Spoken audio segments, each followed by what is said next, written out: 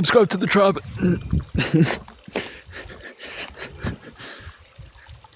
What's up guys, and welcome back to the unofficial tribe. I've got a great video for you guys today.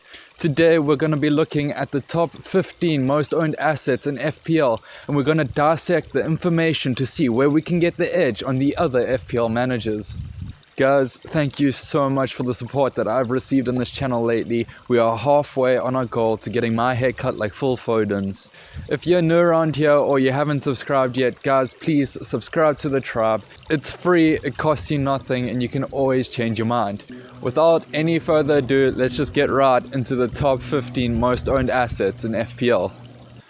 The number one spot goes to Mohamed Salah, the Egyptian king, and it is not hard to see why. Mohamed Salah is owned by 50% of the managers on FPL, and he comes in at the price of 12.5 million. Liverpool start off the season with great fixtures that we 100% want to target, and I think where we get our edge is getting the edge on half of the managers that don't have Salah. He has a proven record in FPL, and he is on penalties. He is also a great consideration for captaincy. Coming in at the number 2 spot is Luke Shaw. Luke Shaw starts off at the price of 5.5 million, and he is owned by 42.3% of FPL managers. United start off the season with great fixtures, and if United get Varane, I think having a United defender is an absolute must for the beginning of the FPL season. Now looking at Luke Shaw, you'd probably think to yourself, well, having the edge is just having Luke Shaw. However, there is another player that we could take if we do want to be slightly differential. And the player that enables this is Wan-Bissaka. Obviously, Luke Shaw and Wan-Bissaka will get the same amount of points of clean sheets. So at the end of the day, it comes down to who do you think will get the most attacking returns. And personally, I think when it comes to attacking returns, I think they have the same potential. So maybe a good play would be to go for Wan-Bissaka, because if he does get more attacking returns than Luke Shaw, you're doing really good against those 42.3% of players that have Luke Shaw. Coming in at our 3rd slot, we have Bruno Fernandes. Yes, another United asset. Fernandes starts off at 12 million, and he is owned by 40.6% of FPL managers. Again, with great fixtures and great captaincy option, I think Fernandes is a shoe-in for your team. He is also infamously on penalties for United, and United are very good at getting penalties. Going into the 4th most owned asset in FPL, we have Martinez. Martinez starts off at the expensive price of 5.5 million, and he is owned by 39.3% of FPL managers. Personally, I think at the beginning we should be looking to go as cheap as possible in that goalkeeper slot to enable us to put that money into the defense, midfield and forwards. So my suggestion on how to get the edge out of not going for Martinez would be to go for a keeper that is cheaper, like Sanchez, and we'll talk about Sanchez later on because he is on this list. But yeah, Brighton have great fixtures, and honestly, if I look at Martinez and I look at Sanchez, I'd rather go for Sanchez. Going into the 5th slot, we have Jack Grealish. Jack Grealish starts off the season at the price tag of 8 million and is owned by 37% of FPL managers. With a run of 3 easy fixtures at the beginning and 4 hard fixtures following that, I don't think we should go for Jack Grealish because he is very expensive, and honestly he is the type of player that will get the assist before the assist. Also, he is great at dribbling and he is great at drawing fouls, but unfortunately in FPL we don't get points for that. So I just don't see a spot for Jack Grealish in my initial team. I think we can get the edge on the 3rd of managers that have him by just not having him and going for maybe a different option or putting the money elsewhere. I think there's a lot better options, more attractive options in FPL. Number 6, and we have Ivan Toney. Ivan Toney starts off with a price tag of 6.5 million, and he is owned by 35.5% of all FPL managers. Now personally, I think the right player would be putting in 1 million extra to bring in a known quantity like Watkins or Antonio or Iheanacho. Maybe you put 1.5 million more into getting Calvert-Lewin. I think there's better options out there. You know, this is the first season for Tony in the Premier League, and if I can jog your memories back to last season, everyone had Werner, who played in the Bundesliga, and arguably, you know, probably not arguably, it is a harder league than the Championship League. Werner was the most owned player going into last season.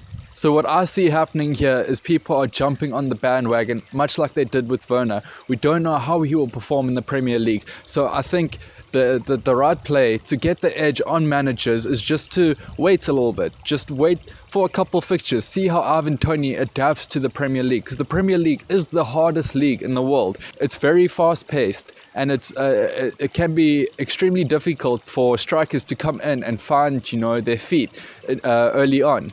Sometimes they just need a little bit of time to get used to the pace of the Premier League. So I think, you know, just wait a bit, see how he does, and then maybe bring him in if he's doing well.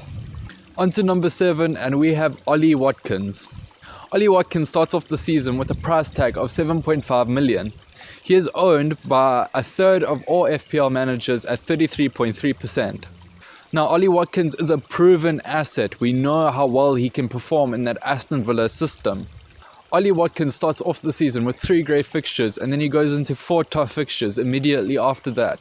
So I think to get the edge out of a player like Ollie Watkins, we should have a transfer plan involving him and maybe, you know, players from Wolves like Jimenez, who have 4 insanely nice fixtures after their 3 initial tough fixtures. So I think that is the play where we should be looking to get the edge out of a player like Ollie Watkins. Coming in at number 8, we have Dominic Calvert-Lewin.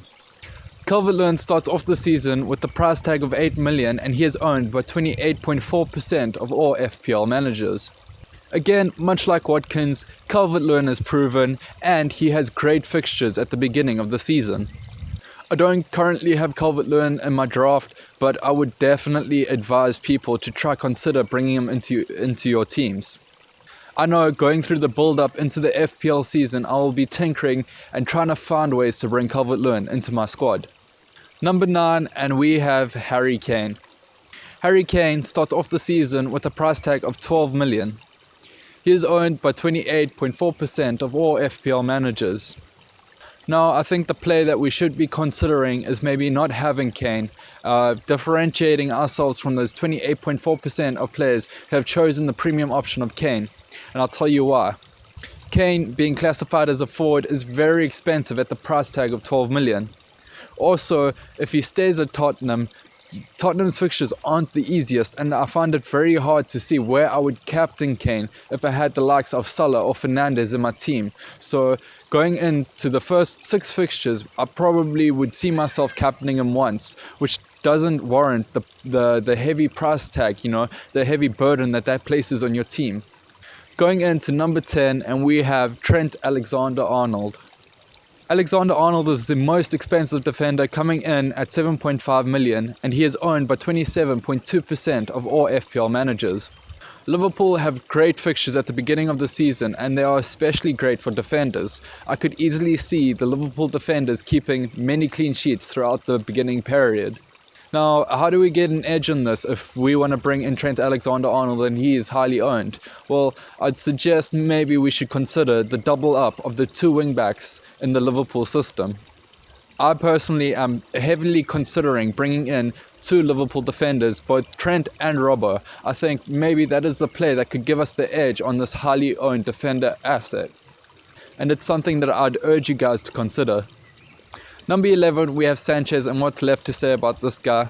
He's 4.5 million, and he's owned by 27.1% of all FPL managers, and I think rightly so.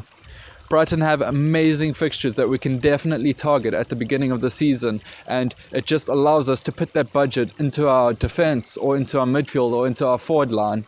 I definitely think here we shouldn't be clever, and we should just go with the cheap option of Sanchez. Number 12, we have Fofana. Fofana starts off the season with a cheap price tag of 4.5 million, being 26.6% owned by all FPL managers. Now, don't let the high ownership discourage you. Fofana is a great way into a very solid Leicester defense, and I don't think we should be too clever when it comes to picking our defenders. We should look for the teams with the good fixtures and try to get into those defenses as cheap as possible, or bring in players that have good fixtures and have good attacking outputs. So for me, Fofana falls into that space of a defender that's cheap in a good defense with good fixtures. Number 13, and now we have Ruben Dias. Ruben Dias is priced at 6 million and is owned by 26.2% of all FPL managers. Ruben Dias is priced very highly at 6 million for a centre-back. He does play for City, however, City have a mixed bag of fixtures at the beginning of the season. With little attacking potential, we are just putting 6 million into bringing in a player from that City defense. I think there is a time for Ruben Dias throughout the season, but I don't think it's at the beginning of the season. I think we need to wait till City have better fixtures and then we can target their defenders. And I think Ruben Dias will be a great option for that. Going into the 14th slot, and we have Rafinha.